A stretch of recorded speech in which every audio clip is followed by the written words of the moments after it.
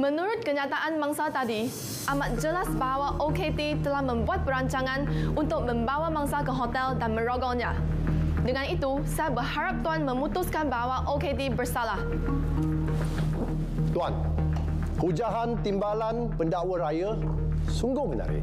Tetapi, tuduhan terhadap OKT adalah satu tuduhan yang telah memang dirancangkan. Cik Yip Siu Siu adalah seorang penipu. Saya bukan penipu. Semua yang saya cakap adalah benar. Bantahan Tuan, saya membantah peguam bela yang telah membuat serangan peribadi terhadap mangsa. Bantahan dibenarkan. Peguam bela, sila jaga perkataan awak. Maafkan saya, Tuan. Cik Yip Siu Siu, tadi awak ada kata OKT telah menggoda awak. Lepas tu, bawa awak ke sebuah hotel dan merogoh awak. Betul ke?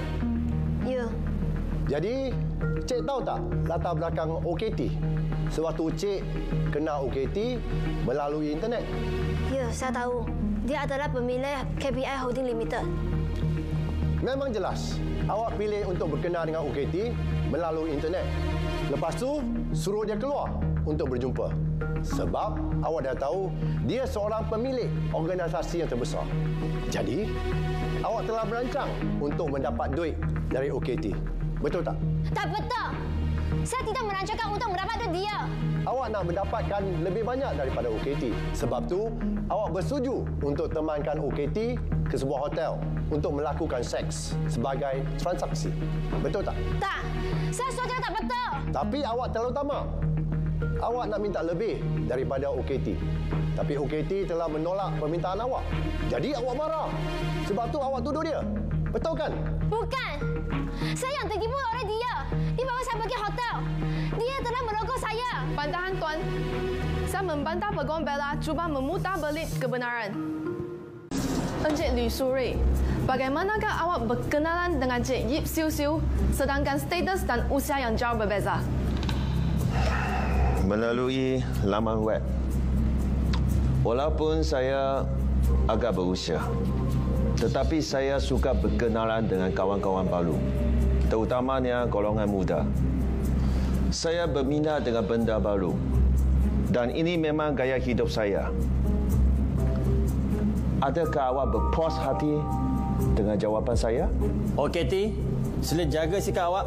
Menurut kenyataan Cik Yip Siu Siu, awak telah memilih dia sebagai duta produk syarikat awak. Apakah ciri-ciri Cik Yip yang menarik perhatian awak? Saya perlu menjelaskan. Saya belum membuat keputusan untuk memilih dia sebagai duta produk syarikat saya. Maksudnya, Cik Yip Siu Siu berbohong? Saya tak berkata begitu. Jangan pesong kenyataan saya. Cik Yip Siu Siu memang seorang yang cantik.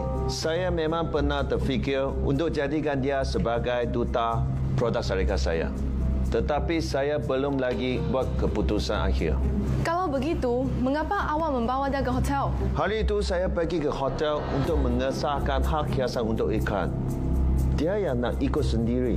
Kalau duta produk belum ditentukan, kenapa tergesa-gesa nak menyewa hotel untuk mengesahkan hal hiasan?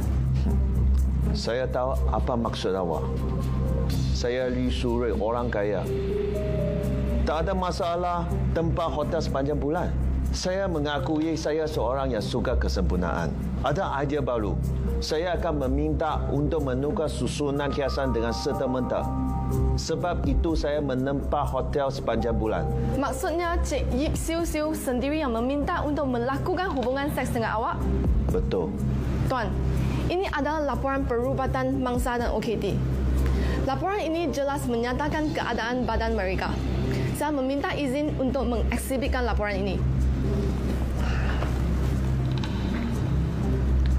Encik Li Surui, jika mangsa melakukan seks dengan awak dengan kerelaan hatinya, kenapa terdapat begitu banyak kecederaan di tubuhnya? Kecederaannya akibat keganasan semasa awak merogoh dia. Betul? Peguam, pernahkah awak dengar SM? Dia sangat suka. Senyap, senyap.